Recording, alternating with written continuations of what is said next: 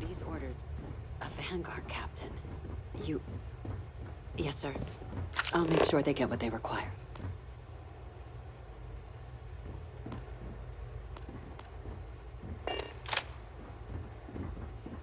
That must make you my Vanguard captain. Welcome to Interstellar Affairs.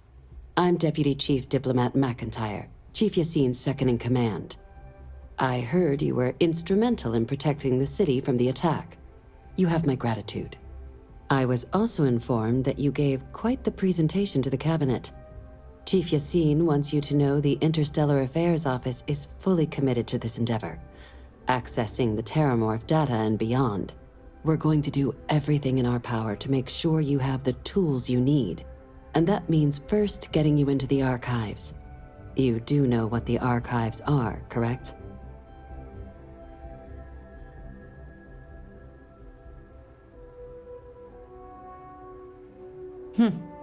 Someone paid attention in current events. So, then you also know that it was originally managed by the 3 major galactic players. Access to the archives is only granted in cases of dire emergency, and requires a one-time use code from each of the 3 Armistice signatories. UC, Freestar Collective, and House Varun.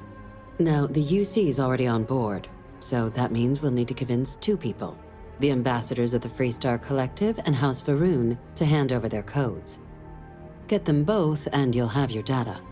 But that's a lot easier said than done.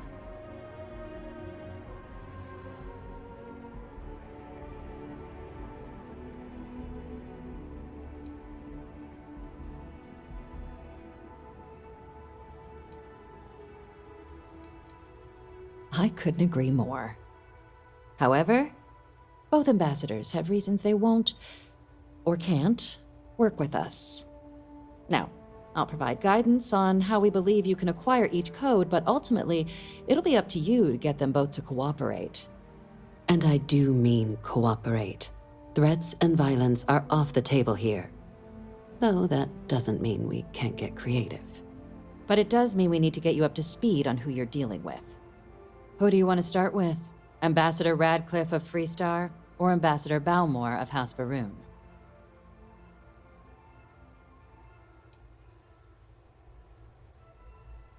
Ambassador Bal'mor's a challenge. When the rest of House Varun retreated into seclusion shortly after the signing of the armistice, Bal'mor stayed here.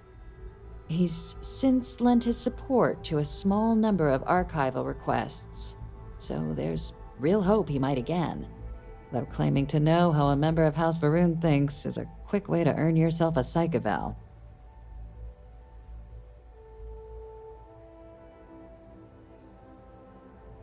It does, but there's a concern.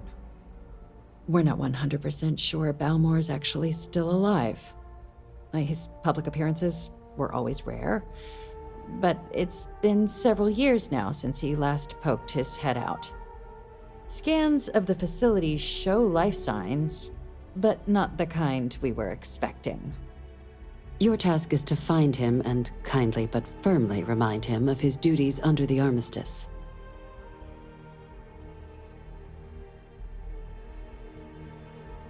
I have no doubt. Now, the embassy front door isn't an option, but our spies have stated there's a side entrance that should allow you access. Here, this device should get you all the way down to the embassy interior. Once you're inside, though, finding the ambassador is going to be up to you. And fair warning, we received a report that alarms might have been tripped inside the embassy during the attacks. Watch out for automated security in there.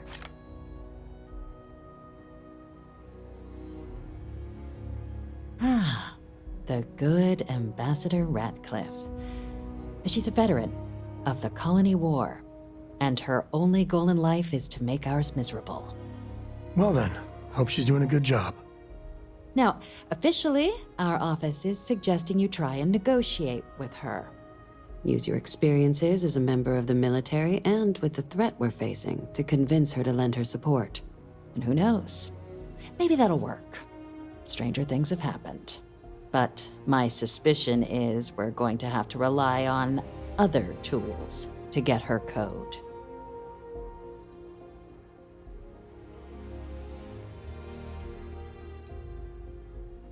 Certainly.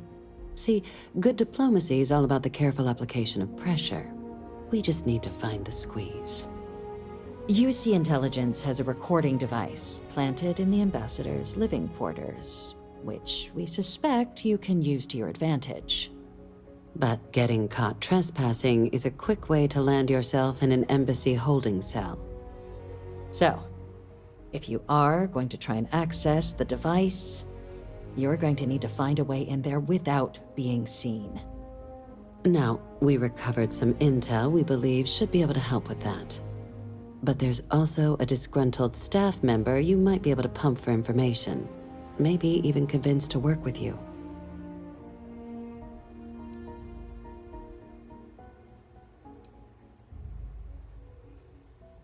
Name's Cameron Long. He's younger than Radcliff, bears less of a grudge towards the UC.